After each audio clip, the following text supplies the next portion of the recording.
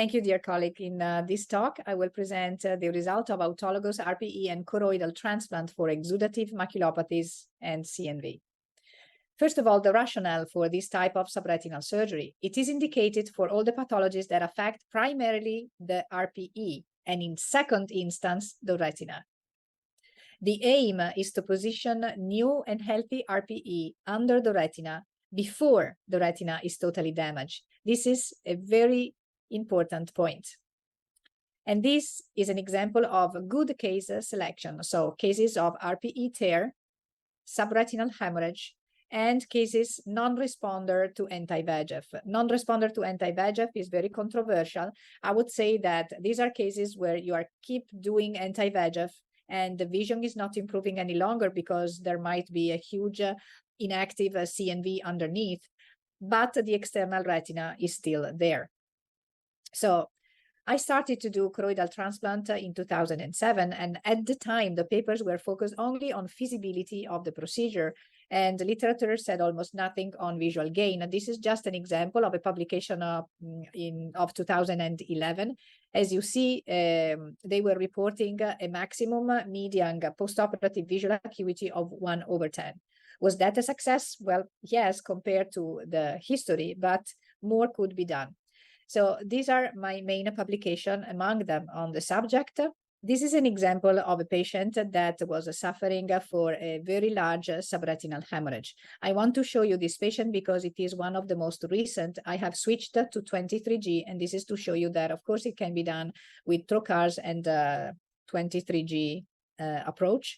I use a chandelier to have endo illumination because for this surgery, you need definitely a bimanual technique. You have to do a very extensive vitrectomy. If the vitreous is not detached, you detach it. But then you have to stain with triamcinolone multiple times and try to remove as much vitreous as possible with a very good shaving in the periphery. In this case, I am using a staining for the vitreous, which is based on lutein. It's called vitreolutein. But it acts basically like a triamcinolone. And as you see, I really go to the very peripheral retina. In fact, I always remove the lens and implant an IOL. And then I detach the temporal retina. See, now I always start by detaching the peripheral retina, and I allow the subretinal fluid to move toward the posterior pole. This is to guarantee a lower incidence of iatrogenic full thickness macular hole by the detachment of the retina.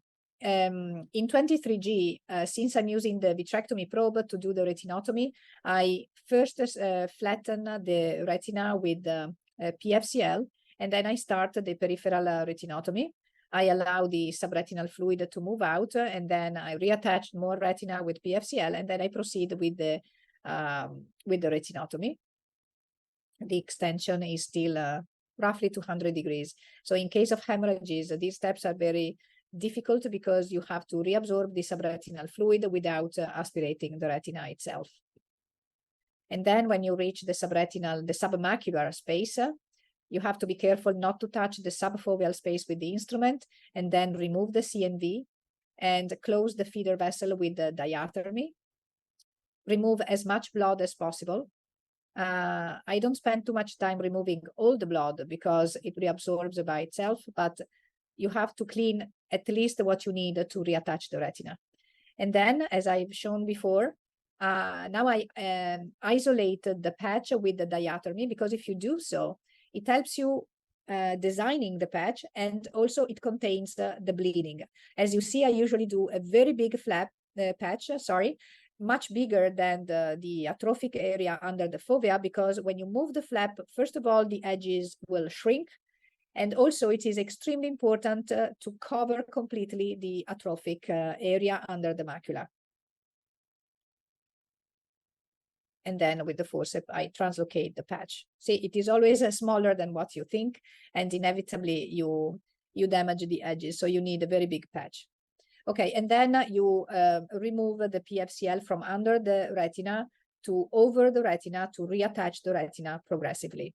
When you have reattached the retina, you have to verify the centration of the choroidal patch. If it is not well centered, then you need to repeat the maneuver. And then you can progress with laser and exchange a PFCL with silicone oil. So let's see some examples. And this is a patient operated after 2 months. Always the patch has a very darker color compared to the surrounding choroid. So this patient had a very bad hemorrhage, and down you can see the patch, which is vascularized. On the left is fluorescein angiography, on the right is ICG. This is another example of very huge subretinal hemorrhage, and the result, she had just 2 months after surgery. This is a very bad case, considered untreatable, but on the left, you see the OCT that she had just before the huge hemorrhage. So I decided to give it a try because the other eye was blind too. And this is the result on the right. She had a partial restoration in vision. So I think that subretinal hemorrhage should be treated with this type of surgery. The question is, do the photoreceptors regrow or just re-show at OCT with the time? Look at this patient. This is the preoperative OCT. I removed the CNV and created a choroidal patch. If you focus on the external limiting membrane, it seems that with the time there is a better representation of the external retina. I don't know if the photoreceptors regrow or just show better in time at OCT. But as you can see, vision improves with the time. This is a beautiful example of a very significant and long-lasting improvement in vision from pre-op to 5 years post-op. The same patient developed a CNV in the right eye, so she was very happy that she still had 9 years after surgery a good vision. My personal data is these are only a group of data for which I have a very well collected all the follow-up data to show you the improvement in the results. In particular, a small group had a hemorrhagic CNV, and I have noticed that the best improvement in vision is in the hemorrhagic group. They always have a very significant improvement in vision. Also, atrophic eyes show an improvement, but unfortunately, the atrophy has a relapse in average after 2 years. So I don't operate atrophy anymore. But the functional success, when the patch is revascularized, is extremely significant and long-lasting. So these are the complications: a 10% retinal detachment with or without PVR. This can be treated. Subretinal hemorrhage is a very difficult complication that might limit the success of surgery. Macular hole epiretinal membrane can be treated. The worst is atrophy, unfortunately. With microperimetry, you can see very well where the patient is fixating and how viable is the choroidal transplant. Look at this microperimetry right on top of the patch. One area is functioning very well, another is functioning less, and it is where the photoreceptors are less represented. As I was saying, the secondary atrophy in time is the worst complication. We have learned that by creating a large frap, we can limit the progression of atrophy. This is to show you how the revascularization appear at the fluorescein angiography and ICG. It is very difficult to find a feeder vessel and the connection, but in fact, it receives new vascularization from the surrounding choroid.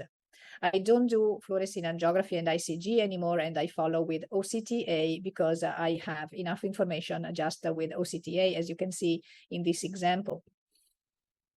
So that patient was followed for a very long time, and I want to show you another example. She came back 12 years post-operatively. Now you see the display with the wide field OCT. She had a very significant improvement in vision. Some patients have been operated bilaterally, and this is how they look in wide field imaging. Underneath, you can see the wide field angio, OCT, and the B scan. I operated some myopic eyes. You see the patch, the dark patch of choroid in the macula. She can see 8/10 4 years after surgery. And this is the wide field angio-OCT, which can be done also in very, very deep staphyloma, as you can see in the big scan on the bottom right. So I have operated also a patient with angiohystria. This was the CNV preoperatively. This is how he looked postoperatively, on top pre-op, on the bottom post-op. And this is 9 years later. I have a very long follow-up. This is the most recent OCT. The patient was very grateful to have the patch in the other eye because the contralateral eye, unfortunately, developed atrophy. So what are the prognostic factors? So what correlates with good final vision? Well, I have found that a preoperative vision better than 0.1 decimal is a good prognostic factor, and most of all, a healthy external retina. This is the key factor, nor age nor other factors, because even in very old patient, we can have a very good improvement in vision. This is another example in an 85-year-old patient, and this is another example in an 80-year-old patient. And I'm still doing this type of procedure because I see very good results. And if I can offer you an indication, I would suggest you to start with the hemorrhagic detachment, because I think there's more to learn from autologous choroidal transplantation, and improving the surgical technique and case selection, we could obtain a better result. Thank you.